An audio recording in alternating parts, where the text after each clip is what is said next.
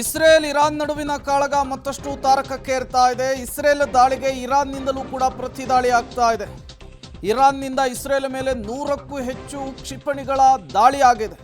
ಮಾನವರಹಿತ ವೈಮಾನಿಕ ದಾಳಿಯನ್ನ ಇಸ್ರೇಲ್ ತಡೆಯುವಲ್ಲಿ ಸಕ್ಸಸ್ ಆಗಿದೆ ಅನ್ನೋದು ಗೊತ್ತಾಗ್ತಾ ಇದೆ. ಈ ಮೂಲಕ ಎರಡು ದೇಶಗಳ ನಡುವೆ ನಡೀತಾ ಇರುವಂತಹ ಕಾಳಗ, ಎರಡು ದೇಶಗಳ ನಡುವೆ ನಡೀತಾ ಇರುವಂತಹ ಈ ಸಂಘರ್ಷ ಮತ್ತೊಂದು ಹಂತಕ್ಕೆ ತಲುಪಿದಂತೆ ಕಾಣಿಸ್ತಾ ಇದೆ. ಇಸ್ರೇಲ್ ಪುಟ್ಟ ರಾಷ್ಟ್ರ, ಯಹೂದಿ ರಾಷ್ಟ್ರ, ಸುತ್ತಲೂ ಕೂಡ ಶತ್ರುಗಳ ಜೊತೆಗೆ ಹೊಡೆದಾಡಿಕೊಂಡೇ ಬಂದಿರುವಂತಹ ರಾಷ್ಟ್ರ ಈಗ ಇರಾನ್ನನ್ನು ಫೇಸ್ ಮಾಡಬೇಕಾದಂತಹ ಪರಿಸ್ಥಿತಿ ನಿರ್ಮಾಣವಾಗಿದೆ. ಹಂಗೆ ನೋಡೋದಕ್ಕೆ ಹೋದರೆ ಇಸ್ರೇಲೇನೇ ಮೊದಲು ದಾಳಿಯನ್ನು ಮಾಡಿದ್ದು. ರೈಸಿಂಗ್ ಲಯನ್, ಉದಯಿಸ್ತಾ ಇರುವಂತಹ ಸಿಂಹ ಅನ್ನುವಂತಹ ಹೆಸರಿನಲ್ಲಿ ಕಾರ್ಯಾಚರಣೆಯನ್ನು ಮಾಡ್ತು, ಟಾಪ್ ಕಮಾಂಡರ್ಗಳನ್ನು ಹೊಡೆದು ಹಾಕುವಂತಹ ಕೆಲಸವನ್ನು ಮಾಡ್ತು, ಕ್ಷಿಪಣಿ ದಾಳಿಯನ್ನು ಮಾಡ್ತು. ಅದರ ಜೊತೆಗೇನೆ ಇಲ್ಲಿಗೆ ಸುಮ್ಮನಾದರೆ ಸರಿ, ಇಲ್ಲದಿದ್ದರೆ ನಿಮ್ಮ ರಾಜಧಾನಿಯನ್ನೇ ಟಾರ್ಗೆಟ್ ಮಾಡಿ ಉಡಾಯಿಸಬೇಕಾಗುತ್ತೆ ಅನ್ನುವಂತಹ ಮೆಸೇಜನ್ನು ಪಾಸ್ ಮಾಡಿತ್ತು. ಈಗ ಇರಾನ್ನ ರಾಜಧಾನಿಯನ್ನು ಕೂಡ ಟಾರ್ಗೆಟ್ ಮಾಡಿ ಇಸ್ರೇಲ್ ದಾಳಿಯನ್ನು ಮಾಡಿರುವಂತಹ ವಿಚಾರ ಗೊತ್ತಾಗ್ತಾ ಇದೆ.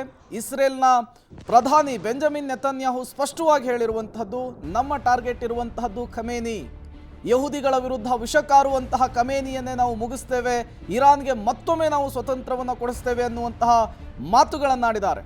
ಹಾಗಾಗಿ ಈ ದಾಳಿ ಪ್ರತಿದಾಳಿಯನ್ನು ನೋಡ್ತಾ ಇದ್ರೆ ಇದು ಮತ್ತೊಂದು ಹಂತಕ್ಕೆ ಹೋಗುವಂತಹ ಎಲ್ಲ ಲಕ್ಷಣಗಳು ಕಾಣಿಸ್ತಾ ಇದೆ.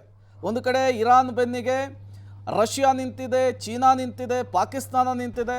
ಮತ್ತೊಂದು ಕಡೆ ಇಸ್ರೇಲ್ ಬೆನ್ನಿಗೆ ಅಮೇರಿಕಾ ಸೇರಿದಂತೆ ಯುರೋಪ್ ಕಂಟ್ರಿಗಳು ನಿಂತಿರುವಂಥದ್ದು. ಹಾಗಾಗಿ ಈ ಸಂಘರ್ಷ, ಈ ತಿಕ್ಕಾಟ, ಈ ಎರಡು ದೇಶಗಳ ನಡುವಿನ ಯುದ್ಧ ಮೂರನೇ ಮಹಾಯುದ್ಧಕ್ಕೆ ಮುನ್ನುಡಿಯನ್ನು ಬರೆಯುತ್ತಾ ಗೊತ್ತಿಲ್ಲ. ಆ ಲಕ್ಷಣಗಳು ಕೂಡ ಹಾಗೆ ಕಾಣಿಸ್ತಾ ಇದೆ. ಈಗಾಗಲೇ ರಷ್ಯಾ ಉಕ್ರೇನು ಜೊತೆಗೆ ಇಸ್ರೇಲ್ ಹಮಾಸ್ ನಡುವೆ ನಡೀತಾ ಇದ್ದಂತಹ ಯುದ್ಧ ಈಗ ಮತ್ತೊಂದು ಎರಡು ದೇಶಗಳ ನಡುವೆ ನಡೀತಾ ಇರೋದು ಕೂಡ ಆತಂಕ ಕಾರಣವಾಗ್ತಾ ಇದೆ. ನನ್ನ ಸಹೋದ್ಯೋಗಿ ಈಗ ಪ್ರಕಾಶ್ ಡಿ ರಾಂಪುರ್ ನನ್ನ ಸಂಪರ್ಕಕ್ಕೆ ಸಿಗ್ತಾ ಇದ್ದಾರೆ. ಪ್ರಕಾಶ್, ಇದು ಯುದ್ಧಕ್ಕೆ ನಾಂದಿಯನ್ನ ಹಾಡ್ತಾ ಇರೋ ರೀತಿಯಲ್ಲಿ ಇದೆ ಅಥವಾ ಯುದ್ಧ ಆರಂಭವಾಗಿದೆ ಅಂತಾನೆ ಹೇಳ್ಬೇಕಾ? ಇದನ್ನ ಯುದ್ಧ ಈಗಾಗಲೇ ಆರಂಭ ಆಗಿದೆ. ಇರಾನ್ ಕೂಡ ಯುದ್ಧವನ್ನ ನಾವು ಘೋಷಣೆ ಮಾಡಿದ್ದೀವಿ ಅಂತ ಹೇಳಿಕೊಂಡಿತ್ತು. ಸತತ 3 ದಿನಗಳಿಂದ ದಾಳಿ ಪ್ರತಿದಾಳಿಯಲ್ಲಿ ಸಾಕಷ್ಟು ಹಾನಿಯಾಗಿದೆ. ಇಸ್ರೇಲ್ನ ದಾಳಿಯಲ್ಲಿ ಇರಾನ್ನ ಸುಮಾರು 400 ಜನ ಮೃತಪಟ್ಟಿದ್ದಾರೆ. ಅದರಲ್ಲಿ ಸೇನಾಧಿಕಾರಿಗಳು ಕೂಡ ಸೇರಿದ್ದಾರೆ. ಈಗಾಗಲೇ ಇರಾನ್ನ ಗುಪ್ತಚರ ಸಂಸ್ಥೆಯ ಅಧಿಕಾರಿ ಕೂಡ ಒಬ್ರು ಮೃತಪಟ್ಟಿದ್ದಾರೆ ಅನ್ನುವಂತಹ ಮಾಹಿತಿ ಕೂಡ ಈಗ ವರದಿಯಾಗ್ತಾ ಇದೆ. ಇದಕ್ಕೆ ಪ್ರತಿದಾಳಿಯಾಗಿ ಈಗ ಇಸ್ರೇಲ್ನ ಹಲವು ನಗರಗಳ ಮೇಲೆ ಇರಾನ್ ಕೂಡ ದಾಳಿಯನ್ನು ನಡೆಸಿದೆ. ಇರಾನ್ ದಾಳಿಯಲ್ಲಿ ಸುಮಾರು 10ಕ್ಕೂ ಹೆಚ್ಚು ನಾಗರಿಕರು ಮೃತಪಟ್ಟಿದ್ದಾರೆ. ಅದರಲ್ಲಿ 2 ಪುಟ್ಟ ಮಕ್ಕಳು ಕೂಡ ಮೃತಪಟ್ಟಿದ್ದಾರೆ. ಈಗ ಇಸ್ರೇಲ್ನಲ್ಲಿರುವಂತಹ ಶಾಲಾ ಕಾಲೇಜುಗಳು, ಆಸ್ಪತ್ರೆಗಳು ಜೊತೆಗೆ ಜನ ಸೇರುವಂತಹ ಪ್ರದೇಶಗಳ ಮೇಲೆ, ಅದರಲ್ಲೂ ಕೂಡ ನಾಗರಿಕರನ್ನ ಟಾರ್ಗೆಟ್ ಮಾಡಿಕೊಂಡು ಇದೀಗ ಇರಾನ್ ದಾಳಿಯನ್ನ ನಡೆಸ್ತಾ ಇದೆ. ಇದಕ್ಕೆ ಪ್ರತಿದಾಳಿಯಾಗಿ ಇಸ್ರೇಲ್ನಿಂದಲೂ ಕೂಡ ನಡೀತಾ ಇದೆ. ಮತ್ತೆ ನಿನ್ನೆ ರಾತ್ರಿಯಿಂದ ಕಂಟಿನ್ಯೂಸ್ ಆಗಿ ಈಗ ದಾಳಿ ಪ್ರತಿದಾಳಿ ಕೂಡ ಆರಂಭ ಆಗಿದೆ. ಈಗಾಗಲೇ ಈ ಒಂದು ದಾಳಿ ಪ್ರತಿದಾಳಿಯಲ್ಲಿ ಮೇಲುಗೆ ಇಸ್ರೇಲ್ನದ್ದೇ ಆದರೂ ಕೂಡ ಇರಾನ್ ತಕ್ಕ ಒಂದು ಉತ್ತರವನ್ನ ಕೂಡ ಕೊಡ್ತಾ ಇದೆ.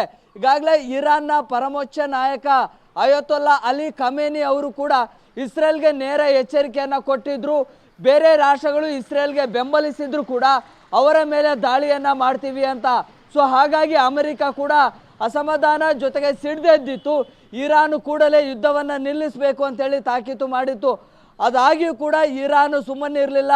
ನಿರಂತರವಾಗಿ 3 ದಿನಗಳಿಂದಲೂ ಕೂಡ ರಾತ್ರಿಯ ಸಂದರ್ಭದಲ್ಲಿ 100 ಡ್ರೋನ್ಗಳನ್ನ, ಕ್ಷಿಪಣಿಗಳನ್ನ ಅಟ್ಯಾಕ್ ಮಾಡ್ತಾ ಇತ್ತು. ಅದನ್ನ ಇಸ್ರೇಲ್ನ ಏರ್ ಡಿಫೆನ್ಸ್ ಸಿಸ್ಟಮ್ ಅದನ್ನ ತಡಿತಾ ಇತ್ತು. ಈಗಲೂ ಕೂಡ ಯುದ್ಧ ಮುಂದುವರೆದಿದೆ. ದಾಳಿ ಪ್ರತಿದಾಳಿಯ ತೀವ್ರತೆ ಹೆಚ್ಚಾಗ್ತಾ ಇದೆ. ಈಗಾಗಲೇ ಇಸ್ರೇಲ್ನ ಪ್ರಧಾನಿಯ ನಿವಾಸದ ಮೇಲೆ ಕೂಡ ಇರಾನ್ ಮಿಸೈಲ್ ಅಟ್ಯಾಕ್ ಮಾಡಿದೆ. ಟೆಲ್ ಅವೀವ್ ನಗರದಲ್ಲಿರುವಂತಹ ಇಸ್ರೇಲ್ನ ಪ್ರಧಾನಿ ಅವರ ನಿವಾಸದ ಮೇಲೆ ನಿನ್ನೆ ರಾತ್ರಿ ಅಟ್ಯಾಕ್ ಮಾಡಿದೆ. ಆದರೆ ಕೊಂಚದ್ರಲ್ಲೇ ಅವರು ಪಾರಾಗಿದ್ದಾರೆ ಅನ್ನುವಂತಹ ವರದಿ ಕೂಡ ಆಗಿದೆ. ಅಂದರೆ ಅರ್ಧ ಗಂಟೆಗಿಂತ ಮುಂಚೆ ಸೈರನ್ ಮೊಳಗಿತ್ತು. ಸೊ ಆ ಸಂದರ್ಭದಲ್ಲಿ ಇಮಿಡಿಯೇಟ್ ಆಗಿ ಅವರನ್ನು ಸುರಕ್ಷಿತ ಸ್ಥಳಕ್ಕೆ ಸ್ಥಳಾಂತರ ಮಾಡಲಾಗಿತ್ತು. ಅದಾದ ಅರ್ಧ ಗಂಟೆಯ ಬಳಿಕ ಅವರ ನಿವಾಸದ ಮುಂಭಾಗದಲ್ಲಿಯೇ ಮಿಸೈಲ್ ಅಟ್ಯಾಕ್ ಆಯಿತು ಅನ್ನುವಂತಹ ಮಾಹಿತಿಗಳು ಕೂಡ ವರದಿಯಾಗಿದ್ದಾವೆ. ಬಹುಶಃ ದಾಳಿ ಪ್ರತಿದಾಳಿಯ ಈ ಒಂದು ಸೂಕ್ಷ್ಮತೆ ಅಥವಾ ತೀವ್ರತೆಯನ್ನು ನೋಡ್ತಾ ಇದ್ರೆ ಮತ್ತೊಂದು ರಕ್ತಸಿಕ್ತ ಸಂಘರ್ಷದ ಹಾದಿ ಮತ್ತೆ ಮುಂದುವರಿಯುವಂತಹ ಸಾಧ್ಯತೆಗಳು ಕೂಡ ದಟ್ಟವಾಗಿದ್ದಾವೆ. ಅರುಣ್ ಬಡಿಗೇರ್. ಓಕೆ, ಪ್ರಕಾಶ್ ಶ್ರೀರಾಮ್ಪುರ್